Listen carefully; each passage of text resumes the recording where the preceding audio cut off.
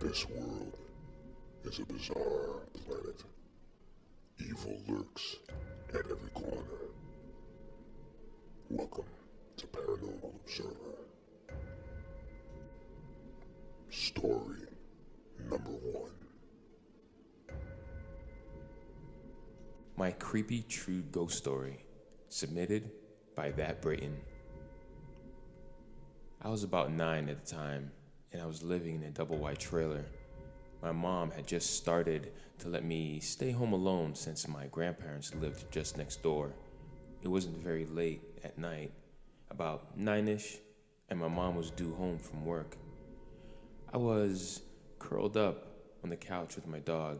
I had been watching murder shows earlier that day and was thinking about what I'd do if someone broke in. I had decided while reading that if someone did bust in, I'd run from my mom's room and hide. My mom's room was just down the hall from the end of the couch. Lost in thought, I heard a scratch on my mom's door, like super sharp nails scratching from the middle of the door. Not even a second after the scratches, the door locked. My mom's door only locked from inside, and it was hard as fuck to lock. My dog freaked out and ran to my room on the other end of the trailer, and just for a second after my dog ran, headlights from my mom's car lit up the room. I panicked and stood up scared as soon as my mom walked in. I was in tears trying to explain everything quickly.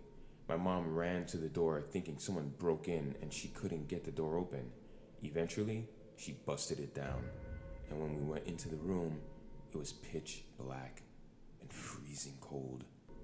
We still don't know why or how that happened.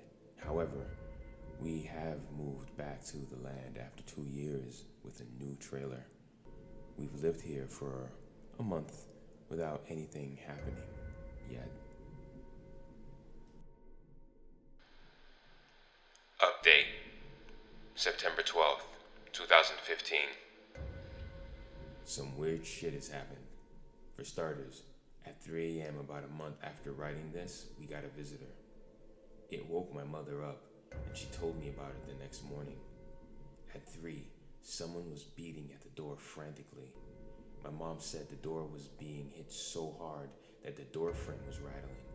She was terrified and couldn't make it to the door since we hadn't closed the blinds on the 2 windows by the front door, nor had we turned the porch lights on. And the only way for my mother to reach the front door from her room is to pass by those 2 windows, the 2 open windows. To make matters worse, she wouldn't have been able to even look through the peephole since we had a wreath covering it. She said they wouldn't stop beating on the door and that it lasted about 30 minutes. They stopped just as suddenly as they started. She waited about 15 minutes paralyzed in fear before running to my room and checking on me. She said I was deep asleep and snoring. This scared her more because that meant that I hadn't heard anything of what happened and that she thought she was going crazy. My mother is a very no-nonsense person, so I believe her 1,000%. There's no reason to make that up and to tell me something like that knowing I scare easily. I once had a complete meltdown over a tornado warning, if that tells you anything. Yeah. The weird shit doesn't stop there. After 4 days ago, we had fallen asleep right when we got home from work and school around 5 o'clock. The whole back part of the house was open. All of the blinds and curtains were open, and the back porch light wasn't turned on. We lived next door to my grandparents, and our backyard is separated by a row of about 6 or 7 bushes. From our back deck, we can see over their back door. Well, around 10 or 11, my grandmother was washing her hair in her bathroom. My grandfather, not able to wait the hours it would take her to fix up her hair, and not wanting to disturb her, went upstairs to pee. Near their back door, about 10 feet away, is a wooden table that they use to lay out their fresh picked tomatoes. As my grandfather went out and looked over, he saw a shadow of a person leaning over the table. He wasn't able to see any features as their garage light was behind the figure, and their back porch light takes about 10 minutes to get bright. When the figure noticed him, it took off towards their garden into our backyard. Here is where things get creepy. My grandfather heard no footsteps as the thing bolts off. My grandmother said it may have been a deer, but they had only one tomato on the table and it was still there, not eaten the next day. Back at our house, I was waking up around the same time to find that the windows were open and I was dying for a snack. I forced myself out and tried to quickly get one, but I felt so uneasy, like someone was watching me. It scared me so bad. I grabbed the whole box of Little Debbie cakes and ran into my room, slamming the door behind me. I could sleep. I couldn't really sleep. I tried, but I couldn't, not very well. Not that night. I basically sat up and emotionally ate till morning. I normally will leave for school while it's still dark. Not anymore. I have a lot of old stories, and it's clear I'm going to have a lot more about this chunk of land. I'll make sure to post them as they come back to mind and when they happen. I'm not religious, but if you are, say a prayer for me, please. Thanks.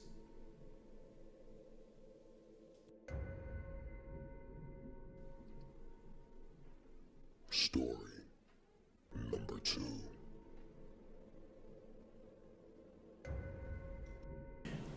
This is a story that was told to me quite a while ago, and there was no reason for me to not believe what she was saying because her story mirrored a lot of stories that I've heard in the past. This story is called Demon in the Tree by Lizzie. Demon in the Tree. I recently moved to Haiti with my husband at the time, and I've never been to the country before. He's always told me stories about certain things that he's been told when he was a child, and I was really reluctant to actually believe what he was saying until I saw it for myself. In Haiti, there are a lot of strange things that happen there. Their primary practice of religion is voodoo. And, believe it or not, they have a very strong Catholic following as well. But I could remember on certain nights, you could hear the drums in the mountains. And my husband would tell me that those were drums of voodoo practitioners. At first, I was extremely scared. But as time went by, you tend to grow into it. You get used to it. He told me a story that he could not validate himself and questioned if it was true of a creature they called a loup-garou. Now, I have absolutely no idea what that could be. Being a Cuban American, I've never been to the islands, so to me it sounded like fantasy. But one night, he and I went to go visit his father up in the mountains. It was raining, it was pouring, and he told me, "Stay in the car, I'll be right back," and he disappeared. I sat in the car for quite some time, and I knew he was sitting upstairs talking to his father, but I paid him no attention. I let them have their privacy. I sat there, and in the darkness, I saw something rustling in the trees.